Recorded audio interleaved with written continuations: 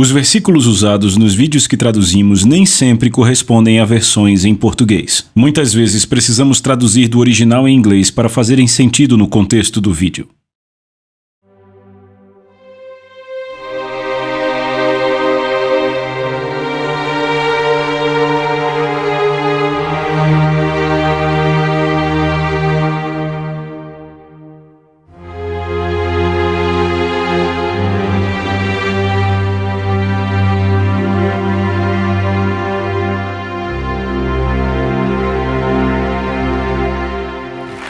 Obrigado, Pai. Obrigado, Jesus. Oh, amém, amém, amém.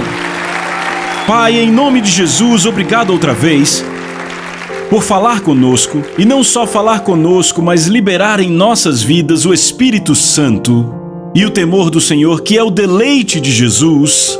Que Ele seja nosso deleite. Eu te peço, Pai, que a Tua palavra não só penetre em nossos corações, mas que possamos perceber, vindo de dentro e sobre nós, o Santo Espírito do temor do Senhor, que Jesus possa ser exaltado e glorificado à medida que o contemplamos. Espírito Santo, permita que o contemplemos, iremos de glória em glória em glória, pelo Espírito do Deus vivo, e por isso te damos glória, honra e louvor, com ações de graças, no nome maravilhoso, inigualável e único de Jesus. E todos que concordam gritam: vamos, louve a Ele! Louve a Ele! Amém! Amém, amém, amém! Amém, você pode sentar, vamos direto para a próxima lição. Estamos na lição 3 aqui, do temor do Senhor, e o título dessa lição é a glória de Deus. Agora, eu disse isso na última sessão e vou dizer de novo. Continuaremos a discutir a glória de Deus ou sua grandeza, porque não conseguimos respeitá-lo ou honrá-lo adequadamente, sem saber exatamente o quão grande ele é. Você diz amém para isso? Uma explicação, deixa eu trazer um cenário aqui para você, falando hipoteticamente. Digamos que há um homem e uma nação, e que essa nação é a maior nação do mundo, e este homem fez as maiores, mais profundas, mais significativas descobertas científicas já conhecidas à raça humana. E não só isso, ele é um designer e fez todos os maiores projetos, não apenas para sua nação, mas para todo o mundo. Suas descobertas científicas beneficiaram não só a sua nação, mas as nações do mundo. E ele não só é um cientista, mas também um grande atleta. De fato, não há outro atleta em sua nação maior do que ele. Não importa o campo, não importa a arena, este homem, não importa a modalidade, é o maior de todos. Não apenas isso, ele não é o maior apenas na ciência, no design, nos esportes, ele também é o governante desta maior nação do mundo. Então consideremos isso. Ele decide fazer uma viagem e vai para outra nação, a nação menor, muito inferior à sua. Esta pequena nação para a qual ele vai foi grandemente beneficiada pelas suas descobertas científicas e projetos, por todas as grandes coisas que ele trouxe, mas ele decide quando vai a essa nação: eu irei sem a minha comitiva real. Eu não irei com as minhas vestimentas reais. Eu vou visitar essa nação como um homem comum. Eu vou colocar a minha camisa polo, minha calça jeans e vou andar pelas ruas dessa nação, que é muito inferior à minha nação. O que aconteceria? Eu imagino que as pessoas o tratariam como uma pessoa comum. Talvez até fossem um pouco rudes com ele às vezes porque ele é apenas um visitante. Talvez ele não receba tanta atenção ou respeito. Sabe o que é impressionante? Na sua nação, quando ele está em casa, todo lugar que ele vai, multidões se reúnem só para vê-lo. Aonde quer que ele vá, ele recebe grande honra e atenção. No entanto, ao visitar essa pequena nação, onde ele não é familiar, eles o ignoram, não o tratam bem, não dão a ele nenhuma honra, nem ajuda ou assistência. Você consegue imaginar isso? Agora vejamos o relato de João sobre Jesus vindo a esse mundo. João 1, 10 e 11 diz: ele estava no mundo, e o mundo foi feito através dele, e o mundo não o conheceu. Ele veio para os seus, e os seus não o receberam. Assim como esse grande homem indo a uma nação inferior, que ele grandemente beneficiou, Jesus, aquele que fez o mundo e nos deu toda a sabedoria para as grandes descobertas científicas, veio O mundo foi feito por ele, mas o mundo não o conheceu, e ainda pior, ainda mais trágico, é que ele veio para os seus, aqueles que procuravam por ele, aqueles que pregavam sobre a sua vinda, que se beneficiaram pelas suas promessas de aliança, aqueles que foram libertos do cativeiro por causa do seu grande poder. Ele veio para os seus, e os seus não o receberam.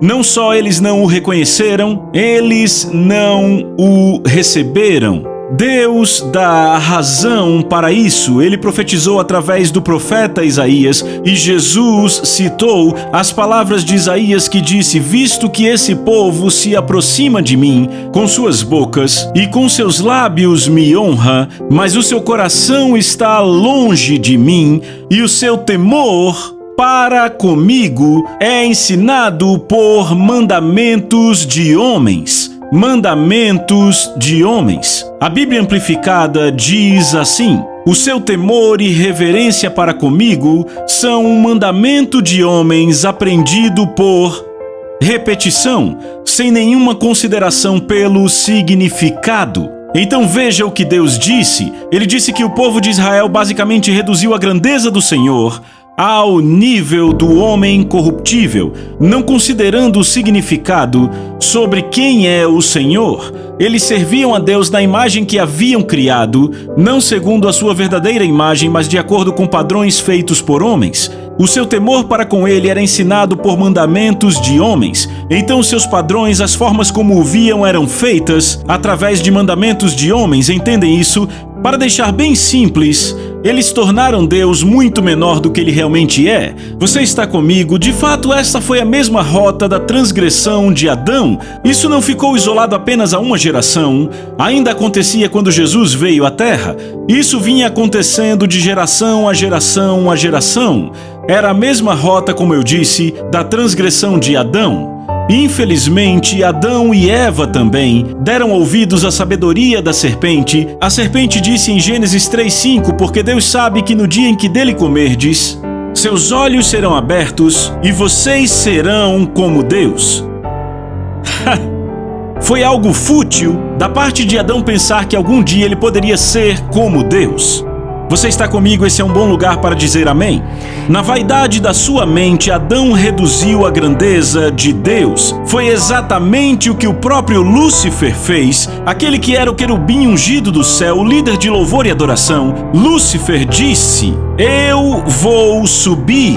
Eu vou ser como o Todo-Poderoso. Na sua própria mente, Lúcifer reduziu a imagem de Deus, a sua grandeza, ao nível dele. Ele era um grande querubim, o maior do céu, mas ainda assim ele reduziu o nível de Deus ao seu próprio. Foi assim que ele conseguiu seduzir Adão e Eva. Ele tirou o temor do Senhor para que eles pudessem desobedecer a Deus. Vejam, a raiz de toda desobediência, a raiz de todo o pecado é a falta do temor do Senhor. Você pode dizer amém? Os filhos de Israel no deserto fizeram exatamente a mesma coisa. Se você lembrar, Deus levantou um libertador. Israel estava em cativeiro há 430 anos. Escravos do Egito. Deus levantou um libertador chamado Moisés, que na verdade foi levantado como um príncipe. Na casa do faraó que mantinha o povo de Israel cativo, Deus se revelou para Moisés no Monte Sinai com a sarça ardente. Deus disse: eu vou libertar o meu povo e você vai ser o libertador que eu vou usar. Moisés liberta o povo do Egito. Sabe o que é mais impressionante para mim é o seguinte: quando eu olho para Moisés, ele foi levantado da casa mais maravilhosa, tinha todos aqueles serviçais a seu dispor, tinha tudo que o dinheiro comprava, mas você nunca o vê saindo do Egito dizendo: eu quero voltar para lá, era melhor no Egito. Ele passou pelas mesmas dificuldades do povo de Israel, mas o povo de Israel vemos constantemente dizendo: era muito melhor lá no Egito. Mas Moisés pensou: quer saber? O que me chamou a atenção em Deus, o que me fez nunca dizer eu quero voltar, foi que eu tive um vislumbre da grandeza do Senhor na sarça ardente. Eu ouvi a palavra da boca dele, então eu tenho que guiar esse povo para aquele monte. Foi por isso que Deus disse a Faraó: deixe meu povo ir para me adorar no deserto. Ele não disse: deixe eles irem para terem a terra prometida, porque ele os levaria à terra prometida sem primeiro apresentá-los a própria promessa. Se você leva o povo às promessas de Deus sem primeiro apresentá-lo ao próprio Jesus, tornarão a terra prometida em um lugar de idolatria. Então Moisés disse: eu tenho que levá-los ao monte onde eu encontrei Deus. E quando chegou àquele monte, disse: certo, pessoal, façamos assim. Deus falou comigo e disse que Ele quer revelar a vocês a grandeza dele, a sua glória. Repitam: a sua glória. E ele disse: eis o que precisam fazer. Vocês precisam se preparar para os próximos 2 dias, porque na manhã do 3º dia, Deus literalmente vai descer a esse monte e Ele vai revelar a sua glória, a sua grandeza. Estão acompanhando? Então Deus desceu aquele monte no 3º dia. Quando Deus o fez, as pessoas reagiram de uma forma impressionante. Eles, ato contínuo, começaram a fugir de Deus. Foi por isso que Moisés olhou para eles em Êxodo 20:20 e disse: não temais, Deus veio para vos provar e para que o seu temor esteja diante de vós, a fim de que não pequeis. À primeira vista soa como contradição. Moisés disse: não temais. Repitam: não temais. O que ele está dizendo é: não tenham medo de Deus, porque Deus vai testar vocês para ver se o temor dele, se o temor santo dele está em vocês, porque esse temor vai evitar que vocês pequem, a fim de que não pequeis. Certo, então bem aí, Moisés está tratando da diferença entre ter medo de Deus, ter medo dele e o temor do Senhor. Há uma diferença. Como o povo de Deus não temia a Deus, eles fugiram e disseram: Moisés, estamos com medo dele, estamos assustados com ele. Você fala com Deus e fazemos tudo o que ele disser, certo? Então Moisés desta forma vai até Deus e Deus disse: muito bem, eu quero que você e Arão subam ao topo do monte. E o que é interessante é que se você continua lendo o livro de Êxodo, vê que Moisés passou 40 dias e 40 noites com Deus no topo do monte. Arão, por alguma razão, acaba voltando para o povo, porque ele encontrou mais conforto na presença do povo do que na presença de Deus. Isso é algo que você descobre em pessoas que não temem a Deus. Elas se sentem muito mais confortáveis com pessoas do que com Deus.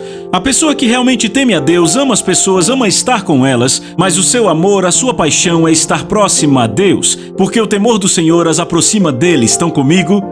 O temor do Senhor te liberta de qualquer tipo de medo dos homens. Eu vou dizer, pessoas enredadas com medos humanos, o que as pessoas pensam de mim, são pessoas que não têm o temor do Senhor. O temor do Senhor nos liberta e nos revigora, amém? Então o que acontece é que quando Moisés está no topo do monte, Deus se revela para ele, certo? Mas sabe o que Arão faz? As pessoas se juntam a Arão. Arão tem uma chamada de liderança em sua vida, um dom para a liderança, e isso tem uma certa qualidade, isso atrai as pessoas. Se alguém tem o dom da liderança, as pessoas são atraídas para essa pessoa, faz parte deste dom. Arão tinha esse dom em sua vida, pessoas eram atraídas a ele, e as pessoas então se juntaram e sabe o que disseram a ele? Disseram: Arão, faça para nós um Deus que irá diante de nós. Arão então diz a eles que entreguem ouro e prata, ele derrete o ouro e a prata, e com todo aquele metal derretido ele faz um bezerro dourado. Conhecemos a história, certo? Agora veja o que acontece em Êxodo 32, verso 4. Depois de feito o bezerro, o povo de Israel declarou: disseram: este é o teu Deus, ó Israel, que te tirou da terra do Egito. Agora, a palavra original para Deus aí é a palavra hebraica Elohim. Elohim é usada aproximadamente 2.000 vezes no Velho Testamento. Na maioria das vezes, Elohim se refere ao Deus Todo-Poderoso a quem servimos. Há algumas vezes, várias vezes eu diria, em que Elohim é usada no Velho Testamento para descrever um Deus falso. Estão acompanhando? Agora eu vou deixar bem claro, também se refere ao próprio Deus. Em Gênesis há 30 ocorrências só no 1º capítulo. Deus criou os céus e a terra. A palavra para Deus aí é Elohim. Então temos que ler isso em contexto para entender de quem ele está falando. Então disseram: este é o teu Deus, ó Israel, que te tirou da terra do Egito. De quem eles estão falando, descobrimos isso no versículo seguinte, verso 5. Arão então lhes disse: amanhã será festa ao Senhor. Veem a palavra Senhor? A palavra hebraica aí para Senhor é a palavra Jeová ou Yahvé. Este é o único e verdadeiro nome de Deus, que é tão sagrado que mais tarde o hebraico o escreve até sem vogais. Este nome, Jeová ou Yahvé, nunca é usado para descrever um Deus falso na Bíblia. O que aconteceu foi que aquele bezerro saiu do fogo e o povo disse: eis aí está Elohim.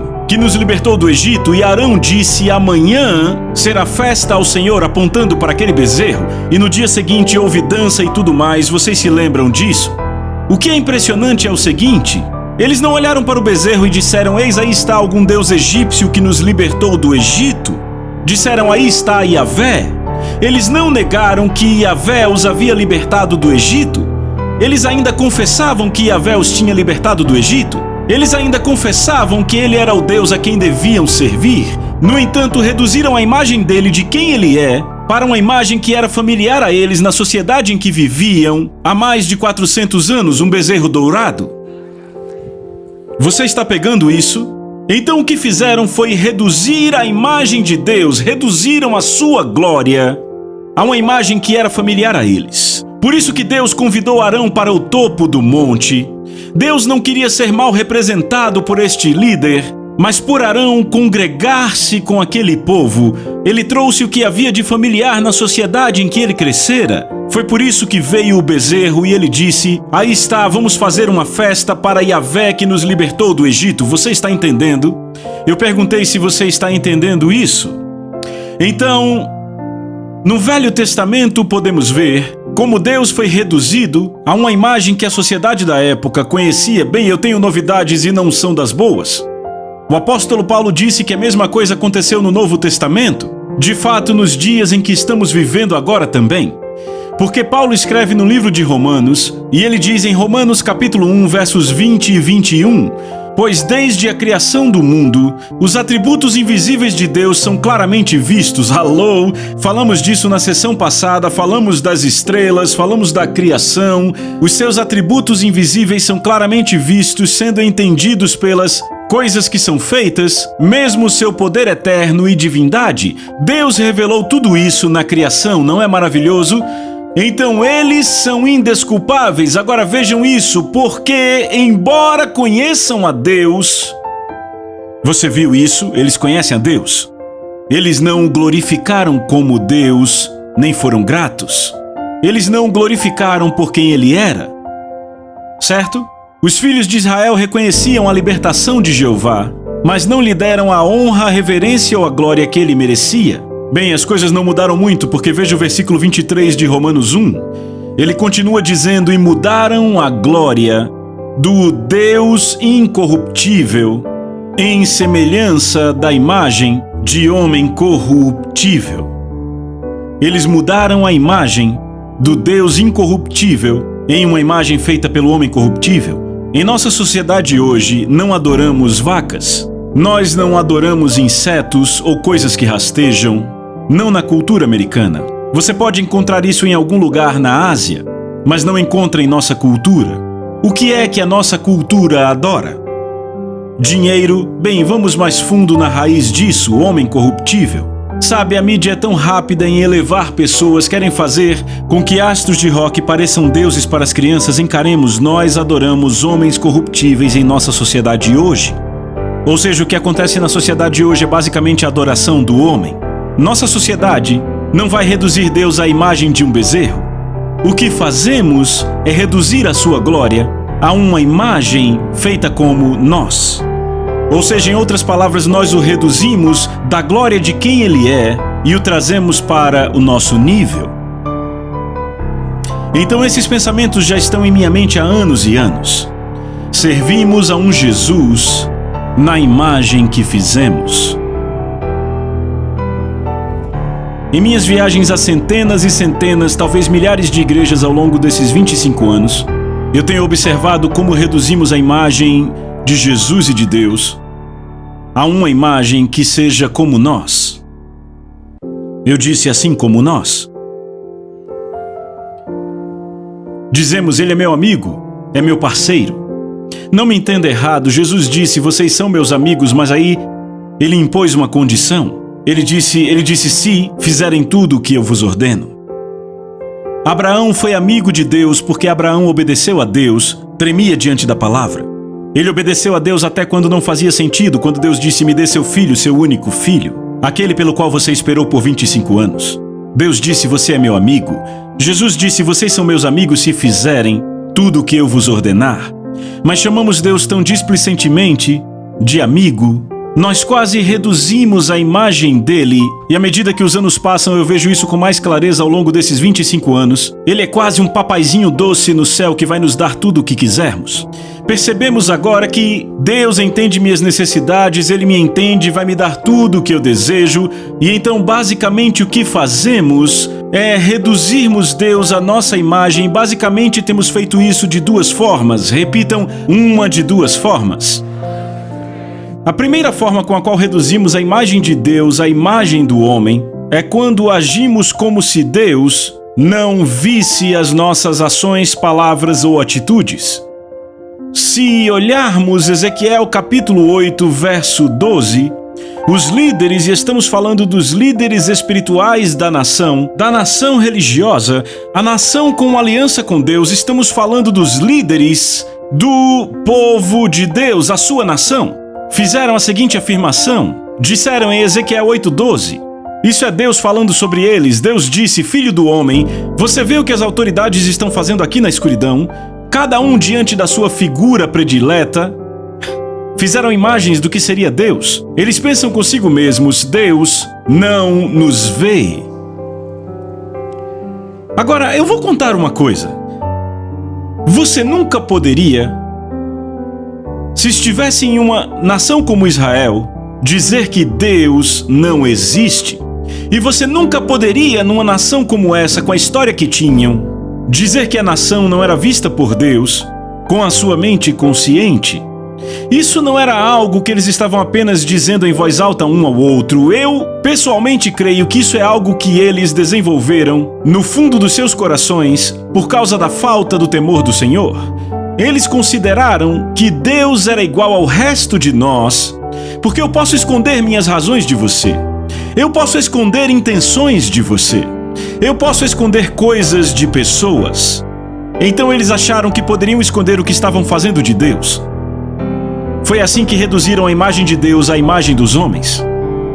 É assim que as pessoas hoje podem reduzir a imagem de Jesus, de quem ele realmente é, para um homem falho, porque se realmente lermos o Novo Testamento, perceberemos que Hebreus 4:13 diz, não há nada, repitam, nada, que possa ser escondido de Deus. E eu quero dizer isso de novo, não há nada que possa ser escondido de Deus. Eu estou lendo do Novo Testamento. Eu não estou lendo o Velho Testamento aqui. Esse é o escritor aos Hebreus. É um dos últimos livros do Novo Testamento, ok?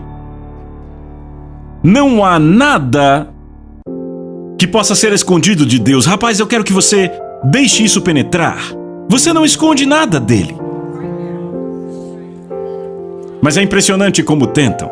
Você ficaria impressionado em ver como alguns, até inconscientemente como os líderes de Israel, pensam: Deus não nos vê. Porque se você realmente cresce que nada é escondido de Deus, eu aposto que você não falaria daquele ministro como falou daquele ministro. Eu aposto que você não falaria sobre o seu irmão da forma como vem falando sobre ele. Eu penso que alguns de vocês até questionariam os filmes que andam assistindo. Se realmente soubesse que está entrando ali com o Espírito do Senhor. Eu não estou sendo legalista. Um legalista é um assassino. Eu odeio o legalismo. Deus odeia o legalismo. Deus odeia o legalismo. Mas sabe o que é interessante? Quando eu estive na prisão com Jim Bakker, ele disse que Deus falou com ele algo. E eu nunca esqueci isso. Sabe, falávamos isso há 16 anos atrás. Mas Jim disse que Deus falou com ele na sua cela de prisão enquanto ele estava orando um dia, quase chorando. E disse, Jim, por que o meu povo se entretém com exatamente as mesmas coisas que enfiaram pregos nas minhas mãos?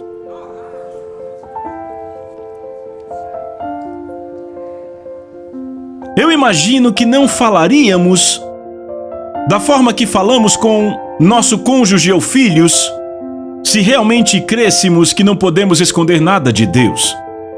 Quando você anda numa consciência alerta do temor do Senhor, você sabe que nada é escondido dele. Eu já ouvi ministros me dizerem antes, já os ouvi dizerem coisas enquanto ficava ali sentado tremendo que pensei, como você sequer diz isso? Estando no ministério? Como você diz isso? Você acha que Deus está simplesmente passando por cima, virando sua cabeça? Você está comigo? Eu acho que vocês estão muito quietos porque estão ouvindo bem. Hebreus 4:13, não há nada que possa ser escondido de Deus. Tudo em toda a criação está exposto e permanece patente diante dos seus olhos. Tudo. Todo motivo, toda intenção, toda palavra, todo ato permanece patente diante dele, porque ele não é um homem. Você está comigo? E é para ele que todos nós devemos prestar contas de nós mesmos. É por isso que Jesus diz enfaticamente àqueles que ama: vocês não podem esconder seu verdadeiro eu para sempre. Em breve vocês serão expostos. Eu estou lendo o Evangelho de Lucas, capítulo 12, versos de 2 a 5, nas versões A Mensagem em inglês contemporâneo. Vocês não podem esconder seu verdadeiro eu para sempre. Em breve vocês serão expostos. Não podem se esconder atrás de uma máscara religiosa para sempre. Mais cedo ou mais tarde, a máscara escorregará e suas verdadeiras faces serão conhecidas. Vocês não podem sussurrar uma coisa no privado e pregar o oposto em público. Eu estou falando com vocês como a queridos amigos. Deus é a quem vocês devem temer. O que ele está dizendo é que quando você teme a Deus, você não vai projetar a si mesmo diferente de quem você é. Pessoas que se projetam diferente do que elas são, enganam a si mesmas. Paulo disse: eu sirvo a Deus com a consciência pura, ou seja, eu evito que a minha consciência seja contaminada. Eu projeto quem eu sou, e se há algo de errado em quem eu sou, eu vou a Deus e deixo que sua graça conserte isso. Aleluia! Porque é isso que a graça dele faz. A sua graça é a sua presença que traz poder, que nos dá a habilidade de fazermos coisas que os ditos sábios não conseguem fazer na habilidade natural. A pessoa que teme a Deus diz: isso não é muito bonito. Eu tenho algo com algumas pessoas. Eu tenho uma tendência para fazer isso. Eu não vou ficar escondendo, não vou ficar cobrindo isso, agindo como se eu fosse um grande guerreiro espiritual, quando na verdade eu estou falando dos meus irmãos e irmãs pelas costas. Deus, isso é abominação para você. Você odeia isso. Aquele que semeia discórdia entre os irmãos. Deus, remova isso da minha vida. E o que acontece é que agora você não tem mais nada a esconder. O temor do Senhor é límpido. Salmos 19 é límpido. Repitam, é límpido. Vocês não podem esconder o seu verdadeiro eu para sempre. Em breve serão expostos. Não podem se esconder atrás de uma máscara religiosa para sempre. Mais cedo ou mais tarde a máscara escorregará e sua verdadeira face será conhecida. Vocês não podem sussurrar uma coisa no privado e pregar o oposto em público. Eu estou falando a vocês como a queridos amigos. Deus é a quem vocês devem temer. O temor do Senhor lhes faz evitar isso. O Deus que guarda sua vida inteira, corpo e alma em suas mãos. Uau, isso é muito poderoso, não? O apóstolo Paulo disse em 2 Coríntios capítulo 5, verso 8, diz: estamos confiantes, sim, preferindo estar ausentes do corpo, estando presentes com o Senhor. Sabe, aí Paulo está falando apenas a cristãos, porque um pecador ausente do corpo está no inferno. Essa não é uma afirmação grosseira, é apenas uma afirmação. Devemos lembrar que Jesus disse: eu não vim para condenar o mundo, eu vim salvar o mundo. Porque o mundo já estava condenado, ele veio nos salvar daquilo que já estávamos condenados, certo? Mas Paulo diz bem aqui que quando estamos ausentes no corpo, estamos na presença do Senhor. Por isso ele está falando a cristãos. Ele diz no verso 9: por isso nosso alvo, quer presentes ou ausentes, é agradar ao Senhor. O temor do Senhor nos faz querer agradá-lo sempre. Sabe, muitas vezes temos que fazer uma escolha. Eu agrado aqueles que eu estou vendo ou agrado aquele que eu não vejo? O temor do Senhor o mantém diante de você. Davi disse: tenho sempre o Senhor diante de mim. Ele se mantém diante de você para que você não ofenda aquele que você não vê, mesmo que tenha que ofender aquele que você vê. Verso 10. Por quê? Por que fazemos do nosso alvo agradá-lo? Porque importa que todos nós, ele está falando apenas a cristãos, todos nós, repita, todos, que todos nós compareçamos diante do tribunal de Cristo, para que cada um receba segundo o bem ou mal que tiver feito por meio do corpo. Veja o próximo verso: e assim, conhecendo o temor do Senhor, persuadimos os homens. Paulo está dizendo que o temor do Senhor vai te manter preparado para estar diante dele e prestar contas. Nós cristãos não prestaremos conta dos nossos pecados, eles foram erradicados pelo sangue de Jesus, mas teremos que prestar conta pelo que fizemos no corpo que não agradou a ele. Como quando Pedro agiu como um hipócrita, porque ele estava comendo com os gentios, mas quando o grupo de judeus chegou, Tiago e o resto deles, ele se afastou dos gentios e manteve distância deles, porque ele não queria que Tiago se entristecesse porque ele comia com os gentios. E Paulo, diante de toda a igreja da Galácia, disse: ele é um hipócrita. Faltou a Pedro o temor do Senhor nessa situação, e pode ser que essa seja uma das coisas ruins pelas quais Pedro tem que prestar contas. Não é um pecado que vai custar a ele a eternidade, é algo que ele vai ter que prestar contas. Você está comigo? Eu perguntei, está comigo? A segunda forma com a qual reduzimos Deus ao nosso nível é presumindo que Deus é similar a nós. Dizem, Deus é meu amigo, ele entende meu coração, mas normalmente é uma justificativa para atitudes que contradizem a aliança. O fato é que estão desobedecendo a palavra de Deus. Ouçam o que Deus diz em Salmos 50, do 16 ao 22. Deus diz: o que estão tramando, citando minhas leis, conversando como se fôssemos bons amigos. Ele diz: você aí pregando. Sabe, Deus não vai dizer isso a alguém que está no bar, que não quer nada com Deus, que todo domingo de manhã chega de ressaca em casa.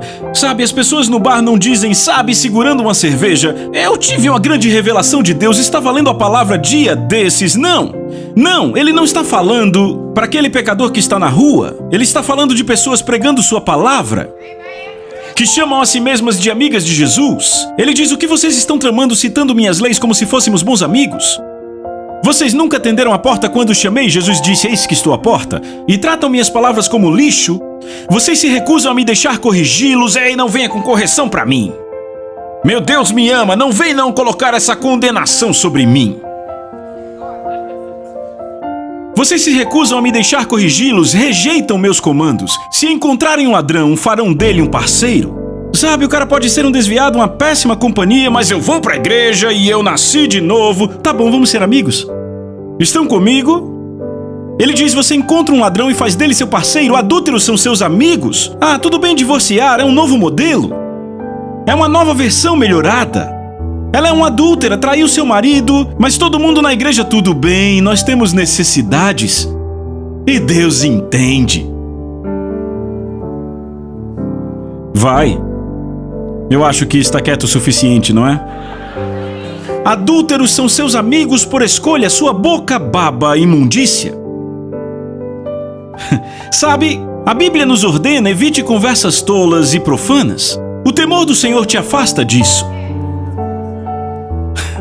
Quando o espírito do temor do Senhor está em você, você tem um vigia na sua boca.